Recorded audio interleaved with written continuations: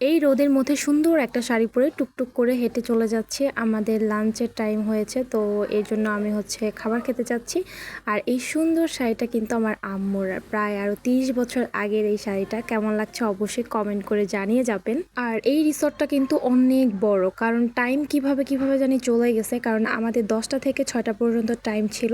যেহেতু আমরা কম্বো নিয়েছি, এর মধ্যেই আমাদের লাঞ্চ, তারপর এমনি নাস্তা, রাইড, আরও অনেক কিছু ছিল। তো সেটাই করতে করতে ঘোরার সময়ই হয়নি।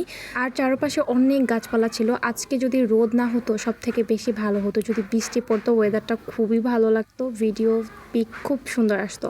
তো এই গরমের মধ্যে আমি চুল খোলা দিয়ে হাঁটতেছি, আমার যা কি লাগতেছিল, এক পরিমাণ বিন্দু বাতাস ছিল না। তো হাঁটতে হাঁটতে চলে আসছি খাবার খাওয়ার জন্য। তো এর আগে দেখলাম এখানে দোলনা, তো দোল খাচ্ছিলাম।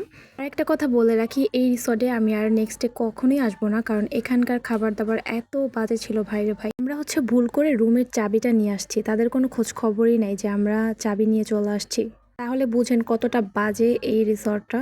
এখানকার আমার কাছে পার্সোনালি রুম আর সুইমিংটা ভালো লাগছে, এছাড়া কোনো কিছুই ভালো লাগে নাই। আমাদেরকে 10টা রাইড দেওয়া হয়েছে, শুধুমাত্র আমি 2-3টা মেবি উঠছি, তাও ভালো করে উঠি নাই। রাইড শেষ করে ঘোরাঘুরি করার পর এখানে আসছি খুব সুন্দর সুন্দর ভিডিও পিক তোলার জন্য।